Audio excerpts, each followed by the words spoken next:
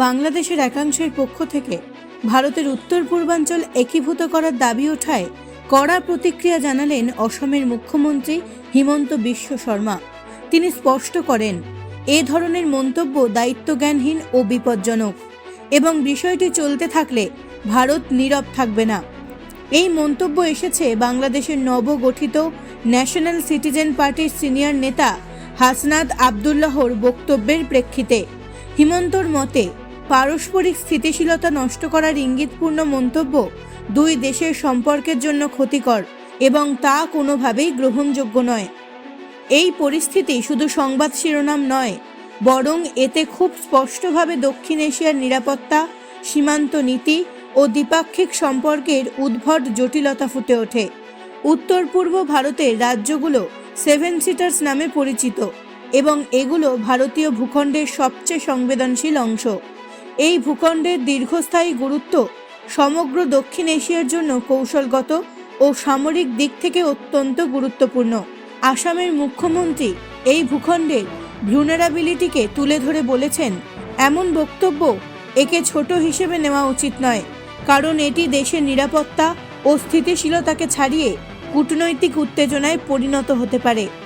বাংলাদেশে সাম্প্রতিক সময়ে রাজনৈতিক পরিবর্তন এসেছে এবং কিছু নেতার কথা অনুযায়ী তারা ভারত বাংলাদেশ সম্পর্ককে নতুন করে পর্যালোচনার চেষ্টা করছেন। কিছু মন্তব্যের প্রেক্ষাপট হচ্ছে দেশের নতুন নেতৃত্ব বা রাজনৈতিক নিয়মিত পরিবর্তন ও দেশীয় রাজনৈতিক চাপ মাথায় রেখে কূটনৈতিক ভাষা ব্যবহার। অনেকে আবার বাংলাদেশকে সমুদ্রের একমাত্র অভিভাবক হিসেবে শিলিগুড়ি করিডোরের জন্য দেখছেন, যদিও এটি বিতর্কের মুখে আছে এবং কূটনৈতিক বিশেষজ্ঞরা এটি অপপ্রচার বলেও উল্লেখ করেছেন। এর পেছনের উদ্দেশ্য কোনো বাস্তব কূটনৈতিক বা সামরিক সুবিধা পাওয়া, সম্ভবত কোনো ভৌগোলিক অর্থনৈতিক লিভারেজের কথা ভেবেই কিছু নেতারা এমন ব্যাখ্যা দিচ্ছে। তবে এ ধরনের মন্তব্যকে আন্তর্জাতিক রাজনীতির বিশেষ সিদ্ধান্তমূলক পদক্ষেপ বলা কঠিন। বাংলাদেশে রোহিঙ্গা শরণার্থী সংকট ও আর্থসামাজিক চাপে দেশটির রাজনীতিতে ভিন্ন মতামত রয়েছে। সময়ের সঙ্গে সঙ্গে কিছু রাজনৈতিক নেতার কণ্ঠে ভারতের সম্পর্ক সমালোচনা বা কৌশলগত বিশ্লেষণের মতো মন্তব্য এসেছে, যা কখনো সামাজিক মিডিয়ায় অতিরঞ্জিতভাবে ছড়ানো হয়। হিমন্ত বিশ্ব শর্মা শুধু অসম বা উত্তর পূর্ব ভারতের রাজনীতিতে নয়, দক্ষিণ এশিয়ার নিরাপত্তা ও ভূ রাজনীতির আলোচনায়ও এক গুরুত্বপূর্ণ কণ্ঠস্বরে পরিণত হচ্ছেন।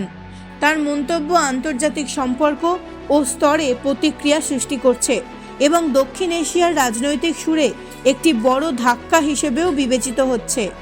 এদিকে বাংলাদেশের কিছু রাজনৈতিক নেতা কখনো কখনো বিতর্কিত বক্তব্য দিয়ে চাপ তৈরি করতে পারে, কিন্তু আন্তর্জাতিক কূটনৈতিক পরিমণ্ডলে সেসব মন্তব্য সবসময় সমান গুরুত্ব পায় না এবং সেগুলোর নেপথ্যেও রাজনীতির জটিলতা রয়েছে।